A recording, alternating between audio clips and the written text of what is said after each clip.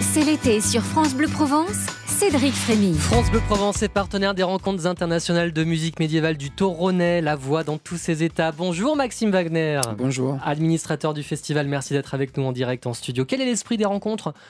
L'esprit des rencontres, comme son nom l'indique, des rencontres avec des artistes qui se croisent, un public nombreux chaque année, une belle vitalité sur un territoire qui, c'est vrai, en été revit un peu parce qu'il ne se passe pas grand-chose. À l'année, dans le centre-Var. Dans le centre-Var, ouais. ouais, donc un événement un peu majeur de ce territoire. C'est du 21 au 28 juillet, ça approche à grands pas, sachant que l'académie, elle, commence dès vendredi. C'est quoi l'académie ? Exactement, l'académie, c'est 8 jours de stage avec des stagiaires, 14 cette année, qui viennent du monde entier, pour bénéficier de l'enseignement précieux de Dominique Vellard, qui fait autorité au niveau pédagogique de ces musiques-là, voilà, qui est également prof à la Scola Cantorum de Bâle, et qui, chaque année, il y a des stagiaires qui viennent de partout pour avoir la chance de côtoyer son enseignement précieux.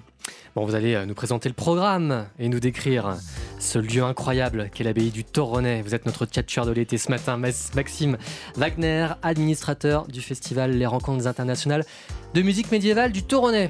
Vous écoutez d'autres styles de musique, comme Christine and the Queens ? Oui, ça vous tout à parle ? fait, oui, complètement. Allez, voici Dame Dis-moi sur France Bleu Provence. Les tchatcheurs. Cédric Frémy. Maxime Wagner, administrateur des rencontres internationales de musique médiévale du Toronnais, est notre invité ce matin sur France Bleu Provence dans les tchatcheurs de l'été. Pendant que nous écoutions Christine and the Queens, je vous demandais, ça va, ça vous ennuie pas sur mes Christine and the Queens ? Et là, qu'est-ce que vous me répondez ? Que moi, j'ai commencé par du métal, voilà. C'est énorme. Donc voilà, non, ça me dérange pas du tout. Ouais. Comment on passe du métal à de la musique médiévale ? Et petit à petit, et on se rend compte que finalement, ce qu'on disait en antenne, c'est que cloisonner les musiques, ça sert pas à grand chose, et que en fait, la musique, c'est de l'énergie, et que l'idée, c'est qu'elle en procure, et quel que soit le style. Voilà, c'est qu'on se sente mieux après qu'avant, ouais. Et qu'il faut être attentif à l'énergie que comporte la musique. Voilà, et au-delà du style. C'est ça. La musique médiévale, bon, ça peut faire peur au grand public, ça. Hein, on imagine quelque chose de complètement austère.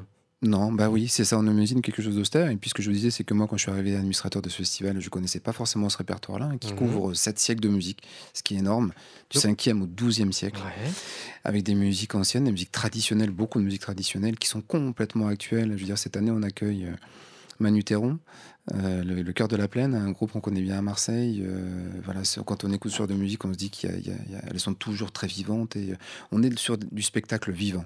En ce sens, comme son nom l'indique, il est vivant, et ces musiques-là, elles ont vraiment leur place dans leur écriture. Moi, je découvre chaque année des pépites de musique où je me dis, oh là là, c'est incroyable que ce répertoire-là ne soit pas davantage connu du grand public. Parce que véritablement, il y a des joyaux, quoi.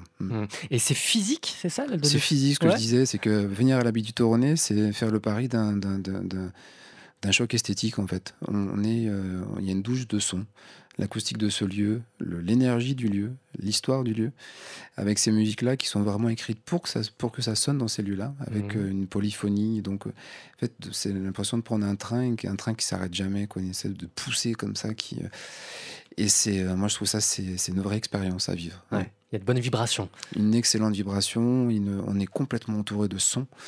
Et voilà, c'est vraiment quelque chose à vivre. Moi, j'invite les auditeurs à être curieux et à pas se dire, oh là là, on est sur du patrimoine d'un côté et puis de la musique ancienne de l'autre. Non, les deux conjugués, ça fonctionne vraiment très bien. Ouais, il faut dire que l'endroit s'y prête parfaitement, l'abbaye du Toronnais. Pour ceux qui n'y sont jamais allés, on peut quand même un petit peu décrire le lieu où vont se dérouler les concerts. Au cœur du Var, donc, cette abbaye cistercienne construite au XIIe siècle. Un lieu, comme les cisterciens, en fait, avec une pureté, une sobriété. Un lieu qui, moi, la première fois, j'avais été un tout petit peu, je m'attendais à quelque chose de très grandiose. En fait, non, j'ai appris que les cisterciens, c'était vraiment, au contraire, très épuré, très sobre. Et ce lieu-là est magique pour ça. Et l'acoustique est remarquable. L'acoustique, on parle de 11 à 12 secondes de réverb.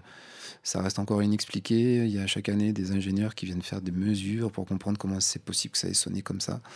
En fait, on avait affaire à les moines étaient des chanteurs, en fait. Donc, ils ont construit un instrument. Et moi, j'aime bien dire que que l'abbaye du Toronnais, c'est un instrument de musique à part entière. On peut y chanter tout seul et tout d'un coup, ça crée la polyphonie. Et alors, imaginez à 12 chanteurs, 14 chanteurs, là, comme ce sera le cas avec l'Académie, ou 18 chanteurs. Tout d'un coup, on ne sait plus qui fait quoi, les sons s'entremêlent, il y a un croisement, c'est vraiment super beau. Ouais. Bon, alors l'acoustique du Touronnais, ça reste un mystère alors? Ça reste un mystère, ouais. Il y a chaque année, encore une fois, des ingénieurs qui viennent Moi, je me souviens, quand je l'ai visité la première fois, je travaillais à l'époque beaucoup sur les musiques, dans les musiques contemporaines, et je cherchais les enceintes, en fait. Je pensais qu'il y avait un dispositif qui faisait que le son continuait comme ça, mais pas du tout, quoi. Le lieu est magique pour ça. Et alors, donc, on a les voix, on a aussi des instruments durant le festival? Très peu, c'est vraiment un lieu dédié aux voix. Ouais. Parce qu'en fait, on pourrait pas, par exemple, y mettre un piano dans un lieu pareil. Il y a une telle réverb que on perdrait complètement le. On peut y mettre à la rigueur un peu de percussion, un peu de flûte, des instruments qui sont très, qui passent comme ça, de manière assez droite. Du clavecin, il y en aura, puisqu'on accueille Café Zimmermann cette année. Donc là, il y aura des instruments puisqu'ils viennent avec un répertoire plutôt baroque. Le violon, voilà, mais c'est quand même un répertoire dédié à la voix majeure.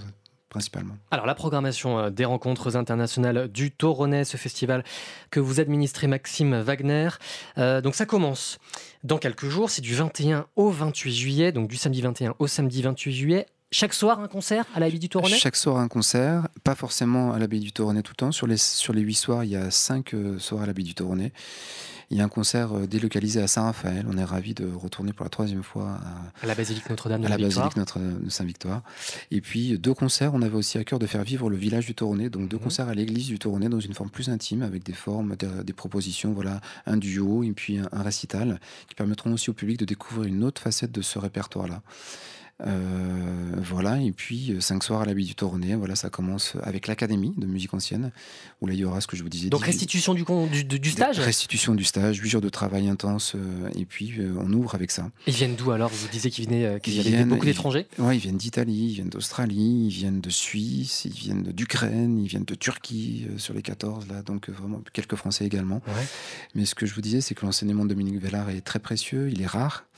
Et comme tout ce qui est rare et précieux, et donc du coup voilà, c'est pour le directeur artistique Dominique Vellard. Exactement, le directeur artistique du festival, et comme pour beaucoup de stagiaires, c'est l'occasion pendant une semaine de pouvoir être à ses côtés. Donc on ouvre avec ça, avec un programme dédié au paysage musical parisien au XIIIe siècle. Voilà, les Escoliers de Paris. Voilà, c'était l'époque où Paris foisonne toujours encore, mais à cette période particulièrement où des étudiants du monde entier venaient suivre l'enseignement musical donc c'est complètement dans la thématique de l'académie. Donc ça c'est samedi 21h, samedi 21 juillet 21h, le lendemain, le dimanche 22 à 19h30, alors l'Ocor de la Plana. L'Ocor de la Plana, on est vraiment ravis de les accueillir. Moi j'adore le travail de Manu Théron, un ensemble qui tourne dans le monde entier, et donc c'est aussi pour moi la mission du festival, c'est d'accueillir des ensembles. On a une programmation internationale, donc il faut inviter des ensembles locaux qui tournent à l'international, et là on a un concert en plein air. Je suis aussi ravi de ce premier concert devant l'abbaye, donc à 19h30, un horaire aussi un peu innovant, on essaye de voir ce qui fonctionne, ce qui fonctionne pas. Et donc là, je suis ravi de ce concert-là qui aura lieu en plein air le 22.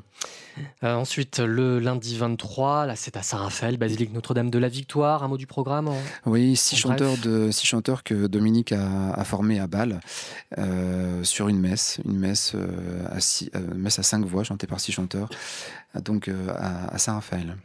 Le lendemain, le mardi 24, église du Touronnais, les jardins de Courtoisie. Oui, un duo, donc une chanteuse, Anne Delafosse et Angélique Mouillon à la harpe, sur un répertoire complètement intime qui vont parler beaucoup d'amour. Voilà. Le 25.